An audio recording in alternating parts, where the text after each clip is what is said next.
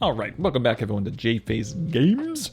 Today we are talking about, well, I've got a little equation, a little thesis, maybe you might call it, that I've been working on, and that is that tabletop role-playing games equal storytelling, let me change this, shared storytelling plus games plus toys. And games and toys are different. And I've probably redacted it a little bit, that toys is sort of a part of the design of games, but I think that it's important. This is my current equation. Now, what did this lead to? When I had this equation, I posed it to the Discord channel, and then we talked about it a little bit, and then I started digging, and I started going a little crazy. So this is what came of shared storytelling. This is what came out of shared storytelling. This is what came out of game design. And it has a little toys section as well, right? So I have a lot of notes here. Where did all this come from? Well, I went into podcasts. I went into videos, courses. I read a couple books. There's a book called, I'll pull it up real quick, Science of Storytelling. And this book is really cool. This book right here is The Science of Storytelling, and it's a fantastic book, and those are my notes on it, that delves into sort of what is it to, what's the sort of like underlying reasons stories are so important, yes, but then also sort of like what are some of the underlying themes that occur in a hero's journey in a story that are so enticing to us as humans. And so that was really cool. Anyways, I'm going to break this down into a series, okay? This is video 1, and I don't know what we're going to get through. I'm probably going to record the whole thing just now, and I'll split it up into different videos. There'll be part 1s, part 2, part 3, blah, blah, blah. But I'm going to go through what I found here, because I'd be curious as to what this means to you guys as you then start to create a game. Because what you'll see here is that this section, this green section, all these arrows lead to the green section, all roads lead to Rome, and this green section is sort of like, what am I going to take away from this stuff? Okay? So here is the science of storytelling. Here are elements of storytelling. Here are elements of characters and world building, and here are elements of plot development. Okay? So let's get into it. We're going to come over here to elements of storytelling first. All right. So what are some of the elements of storytelling? The science behind it? Well, it invokes curiosity with unexpected change in information sets that are incomplete. So these are the two things that are very important if you want to invoke someone's curiosity. And curiosity is a catalyst for so much in terms of interest development, intrinsic motivation, all sorts of things. You want to start with curiosity. And so how do you invoke curiosity in the science of storytelling? And is that you want to start with change, right? You have to immediately show that there is unexpected change occurring. And if you have information sets that are incomplete, it immediately makes people want to fill them, right? It's really cool because the idea is that our brains are hardwired to pick up on change. If everything in the environment is the exact same, then our brains kind of get placid and relaxed. But if there's something that's different, our brains are hardwired for that. There's all sorts of reasons as to why that is, that our brains are change-seeking missiles, but that's something we can tap into in order to pique our curiosity. Ways to make people curious, pose questions and puzzles, sequence of events with unknown resolution, expectations causing search for explanation. That's sort of that information set concept. Knowing information is somewhere or with someone, so then you know where you're going to get that incomplete information so you can fill it. That's pretty cool. People want to achieve control of their environment. So there's this whole concept, this sort of theory of control, that we don't like the chaos that is the world, and people want to make sense of the chaos. That's why you have so many myths and legends, right? Mythology, Greek mythology is the perfect example of, there's plenty, all mythology really, is trying to take the chaos of the world and put some meaning behind it, and it's a way for us to gain control of our environment, right? So that's one of the big things, is people are trying to maintain and create control. Another thing is that we are very tribalistic individuals, and with that tribalist sort of concept, two of the big things is that we desire to get along with people, because that's that tribalism part, and we desire to get ahead of people. That's status. We're trying to gain status within our tribe. So we want our tribe to like us, and then we want to get ahead of individuals in that tribe, right? Humiliation is like the biggest, the ultimate loss of status. So it's like the worst thing that can happen, right? The worst thing that can happen, it's almost like a loss of self, according to this book, is some form of humiliation, right? So what are qualities of a hero? They kind of broke it down into 4 different things, which is strength and order, showing strength or having strength, developing order. And I think this is the concept of, if chaos is what we want to control, showing the ability to cause order is a heroic aspect. Feeling, this should be feeling, not felling. Felling is kind of cool though too. You want to fell people. Feeling, right? Feelings, having strong feelings and having strong understanding, meaning mostly for others. Not just intelligence, but more understanding or empathy for others, because there's that part of being a part of a group, right? Heroes are selfless and act to help the group or tribe. We want them to do the following: return favors, be courageous, help your group, respect authority, love your family, never steal, be fair, right? Those are all aspects that are building the tribe. There's survivalism from the group, and so you're one who is giving back to the group. That means that you are raising your status in the group and you're improving the group itself. Should be out of balance at the start of the journey. So when it comes to actual stories, we I shouldn't say hate, but in the world of status in our group, you don't like an imbalance. It's very funny. The book talks a lot about how you want a higher status, but individuals who have a high status lack empathy because you start to dislike those individuals, right? So all the heroes in stories should start from a place of low status, right? And a part of the journey is that they are getting status, and you are able to empathize with them, and you are able to hopefully see yourself in them in the story. So therefore it gives you the feeling that you will gain status at some point in time, right? That's sort of like kind of part of the balance, right?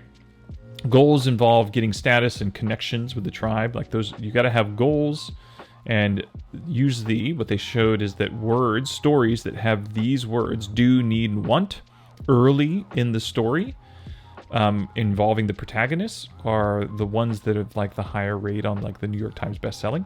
Because what this does is it shows that these individuals, these protagonists, are very proactive towards their goals in trying to seek these 2 items. And so that's very attractive to people in terms of a hero, right?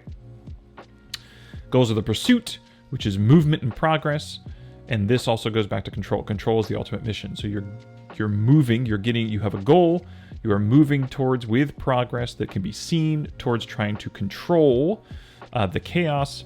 And you have this sort of seeking these heroic elements, and you're trying to gain status, right? Very cool. The book went into a lot of concepts in terms of like other tribes and our feelings towards other tribes, and how the clashing occurs and what is thought of as the other, and all these kind of concepts, which I think the TV show Lost went into the others. They literally just called them the others.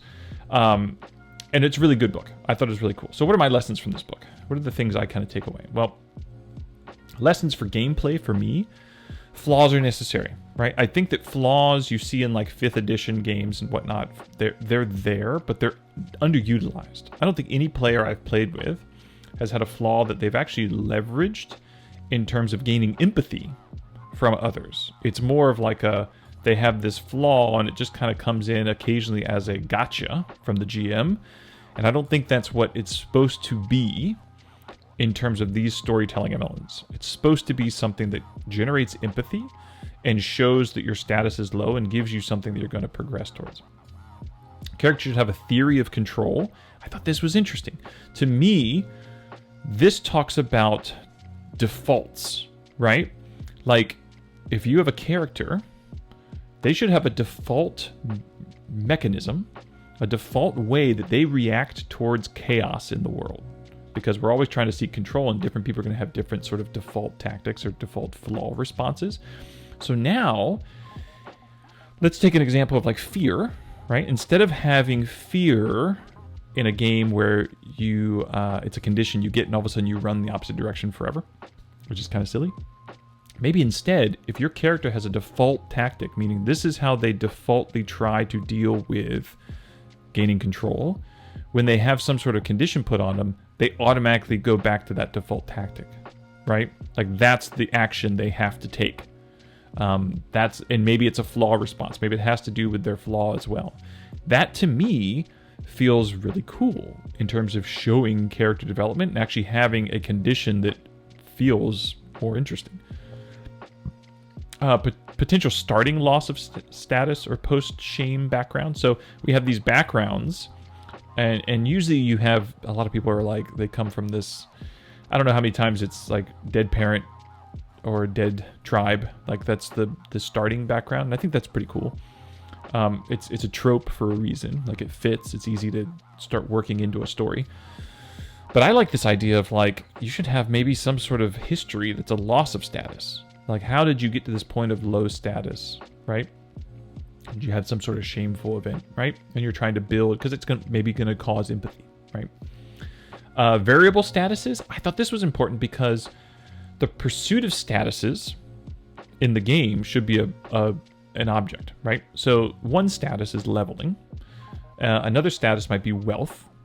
Other statuses might be factions, so you have multiple factions in your setting, and you're gaining status with different factions.